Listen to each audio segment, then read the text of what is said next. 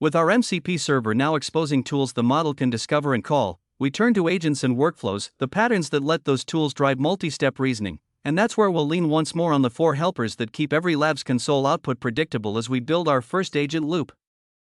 You have spent hours staring at a problem, wondering if you should automate it, then more hours trying to make a script decide things it was never meant to decide.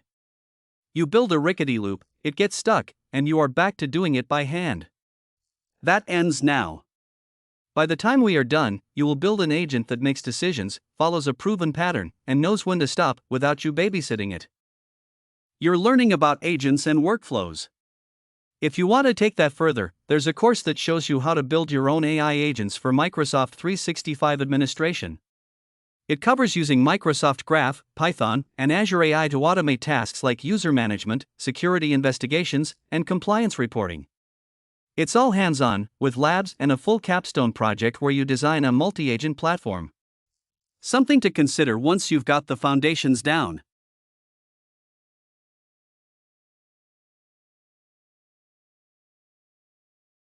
We begin by deciding whether the task needs an agent at all, because sometimes a direct call is the smarter automation. Then we construct an agent with the agent SDK, giving it a clear identity and purpose. Next, we apply a named pattern rather than improvising, so our logic stays predictable and maintainable. Finally, we bound the loop and handle running out of turns, preventing runaway processes. You walk away with a set of scripts you can run on any tenant, built on these concrete foundations. Before you build anything, you decide whether the task needs an agent or a workflow. The exam tests this decision heavily. 14.7% of the marks sit in Domain 1, agents and workflows. The key insight is that an agent is not a more sophisticated workflow, it is a different shape of problem. A workflow has steps you can list in advance. An agent has a path that emerges as it explores. In this step, you apply 4 tests: complexity, value, viability, and cost of error, to 2 concrete tasks, and you see why the verdict flips. Watch for the moment where a task that sounds clever still comes back as a workflow, because that is the most missed question on the exam. Priya's team handles 200 invoices a day. Each invoice carries a PO number, so the steps are fixed: read the PO, call the ERP, match the amount, and post the payment. That loop is fully knowable in advance, a classic workflow. An agent would only help if the path were unknown until you inspect each invoice, like when PO numbers are missing and you have to reason about vendor names or line items. The task isn't complex, it's repetitive and rule-based, so an agent adds cost without benefit. And the cost of error is real. If an agent hallucinates a payment amount, the company could lose thousands. The exam will test this exact reasoning, not whether you can define agent. This step prints a decision framework. You will see the 4 tests applied to a document summarization task, then contrasted with an investigation task, and finally a cost comparison that shows exactly why picking the wrong shape hurts. The script imports the lab runtime helpers and calls step header to print the module banner. It then prints an exam note reminding you that this appears as a scenario, not a recall question, and a pitfall warning that reading is not doing. Finally, it calls checkpoint, which records your progress. The step body is deliberately left as a guided exercise. You are meant to implement the decision logic yourself, not just watch it run.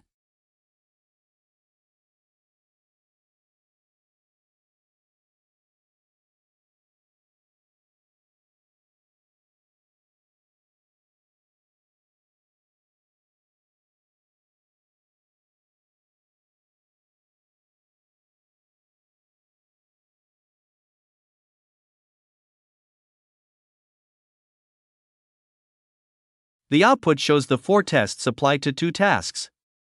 For summarizing PDFs into a spreadsheet, every step is known in advance, complexity is low, cost of error is low, so the verdict is a workflow. For finding why a nightly job failed, the path is unknown until you investigate, so the verdict is an agent. The cost comparison on 40 documents drives the point home. A workflow takes about 41 seconds and is predictable. An agent takes around 6 minutes of exploration you did not need. The pitfall lands here: an agent on a knowable task does not fail loudly, it just costs 4 times as much and takes 6 times as long while producing the same answer. Nothing in the output tells you it was the wrong shape. When you need an agent that can read files, run shell commands, and use custom business logic without building every tool from scratch, the Agent SDK is the right choice. It ships with 6 built-in tools: read, write, edit, bash, glob, and grep, so your agent can navigate a file system and execute code out of the box.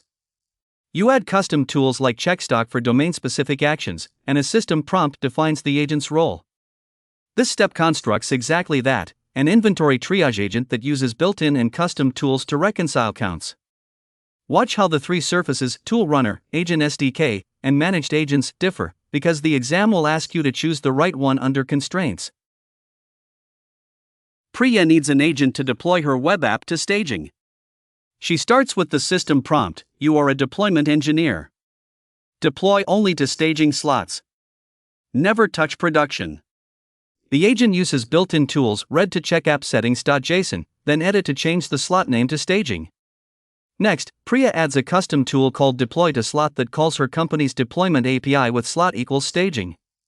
The Agent SDK's tool runner loops through all tools: read, edit, bash for .NET Publish, and finally deploy to slot.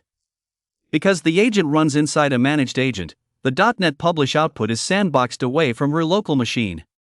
This shows how a system prompt, built-in tools, and custom tools come together under the tool runner in a managed agent. We'll import the Agent SDK, define a custom checkstock tool, and construct an agent with a system prompt and allowed tools. Then we'll run a reconciliation task and see it use glob, read, bash, and the custom tool to find a discrepancy. First we import the Agent SDK package, not the beta tool runner. Then we define a custom tool, checkstock, that takes a SKU and returns on-hand and ledger counts. We construct the agent with a system prompt that scopes it to read only under /data, and we pass the built-in tools plus our custom tool. Finally, we call agent.run with the reconciliation prompt and print the result.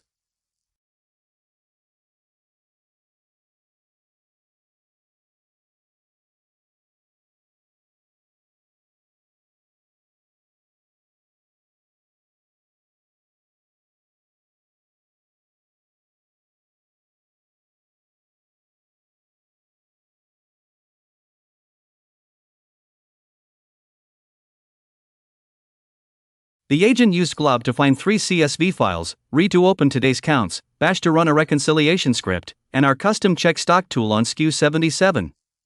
The output shows one discrepancy: SKU 77 is short by 3 units.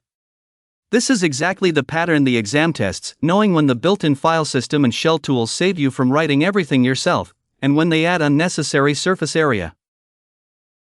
When you build a multi-step agent workflow, the biggest risk isn't a bug, it's that nobody else can understand what you built. A named pattern solves that. Instead of an improvised graph of calls, you pick a pattern with a known shape, like Evaluator Optimizer. Here, a generator drafts content, an evaluator scores it against clear criteria, and the loop sends it back for improvement until it passes or hits a round limit.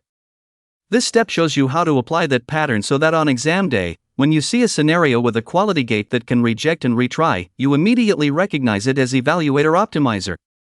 You are about to watch a 3-round release note loop fail, improve, and finally pass. Imagine a support bot that must reply to a customer.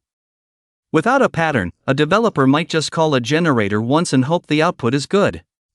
Instead, we apply the Evaluator Optimizer pattern. The generator first drafts a reply: we are very sorry to hear about your late delivery. Please allow 3 to 5 business days for a replacement. The evaluator checks it against 3 criteria: polite, under 50 words, and resolves the issue. It finds the reply polite and short, but it doesn't actually resolve the problem, so it scores fail. The generator then revises the reply: we apologize for the delay. A replacement order number 8821 is created and will ship today. The evaluator rechecks and now sees all criteria met, score pass. The loop stops after 2 rounds. This named pattern makes the quality gate visible and debuggable, unlike an improvised one-shot call. The script will print the pattern name, the roles of generator and evaluator, and then 3 rounds of feedback, each round showing a fail reason until the final pass. The code imports the lab runtime helpers and calls step header with the exam domain, weight, and technique. It then prints the pattern definition: generator drafts, evaluator scores against 4 criteria, loop maxes at 3 rounds. After that, it outputs the round-by-round results. Round 1 fails because there is no migration note, round 2 fails because the migration note lacks a rollback instruction, and round 3 passes. Finally, it lists the patterns that were considered and rejected, with a one-line reason for each, and ends with an exam note about how pattern questions discriminate by data flow shape.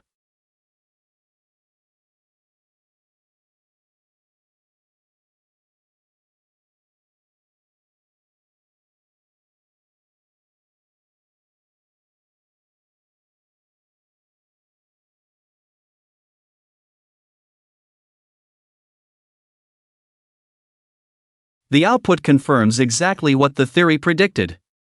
Round 1 fails with a specific gap, no migration note for the config rename. Round 2 improves but still fails because the rollback instruction is missing. Round 3 passes, the evaluator found all 4 criteria met. Below that, the rejected patterns are listed with clear reasons. Prompt chaining has no quality gate, routing has only one input type, parallelization needs independent steps, and orchestrator worker has no subtasks to fan out. The pitfall is right here. If you had improvised this flow, a colleague would have to reverse engineer your intent. With a named pattern, they can reason about evaluator optimizer 3 rounds instantly. An agent that loops without a bound is a runaway process waiting to happen. The exam domain weights this at 14.7%, and the scenario they give you describes an agent that ran for an hour and asks what was missing. The answer is always a bound and a defined behavior at that bound. The technique is max turns. You give the agent a turn cap, and when it hits the cap you do not raise an exception that throws away all the work already done. Instead you return a partial result, state what was completed, and name the next action that was blocked. That is the shape the exam is looking for. In this step you will watch a bounded loop run 8 turns, see it stall on turn 7, hit the limit on turn 8, and exit cleanly with an incomplete status and a partial result. Here we have an agent configured with max turns set to 3. On turn 1, it receives a compound query, summarize Q2 sales and draft an email. Turn 2, it calls the get sales data tool and gets the figures. Turn 3, it uses the data to call draft email, producing a draft. Now, the agent wants to refine the draft, but that would be turn 4. Because max turns is 3, the loop stops immediately. Instead of crashing, the agent returns the partial result, the draft from turn 3, along with a clear status message that the turn limit was reached. This shows how bounding the loop protects against infinite runs and still delivers useful output. We are about to run a script that simulates an agent loop with max turns set to 8. Watch for the progress across turns 1 through 6, the stall on turn 7 where the same file is read twice, and the graceful exit on turn 8 that reports an incomplete status and a partial result. The script imports the lab runtime helpers and calls step header to display the module title and blueprint mapping. It then prints the technique name, max turns, and the bounded loop parameters, 8 turns and a total task budget of 64,000 tokens. The exam note call reminds us that the exam presents this as a scenario, not a recall question, and pitfall warns that reading is not doing. Finally, checkpoint marks the step as visited so the objectives file can be ticked.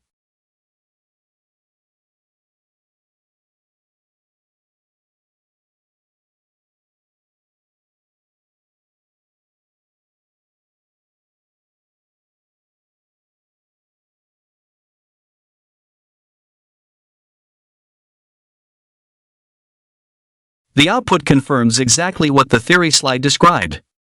The loop ran 8 turns, turns 1 through 6 made progress, turn 7 stalled with no new information, and turn 8 hit the limit. The exit was handled, not crashed, the status is incomplete, 2 of 3 discrepancies were resolved, and the next action is clearly stated. SKU91 needs a vendor invoice that is not in the data directory. The cost came in at 58,400 tokens, well within the 64,000 budget. The script then contrasts this with the wrong shape, an unbounded while true loop, and reinforces the exam point. The answer is always a bound plus a defined behavior at that bound. The pitfall lands here. A turn cap that raises on exhaustion throws away the work already done. The useful shape returns what was completed and names what blocked the rest.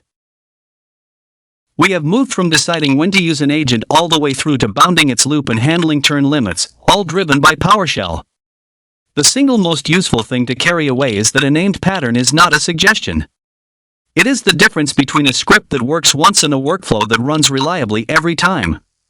When you build your next agent, reach for a pattern first, then wrap it in the templates that keep it safe and predictable. Let's lock in the key points. First, agents add cost and latency, so use them only when the task truly requires it. Second, every agent you build needs a model, instructions, and tools. Those three are non-negotiable. Third, apply a named pattern instead of improvising, or your logic becomes fragile fast. Finally, always bound the loop and handle running out of turns, or you risk an infinite agent that never stops. Keep these in mind as you design your own agents.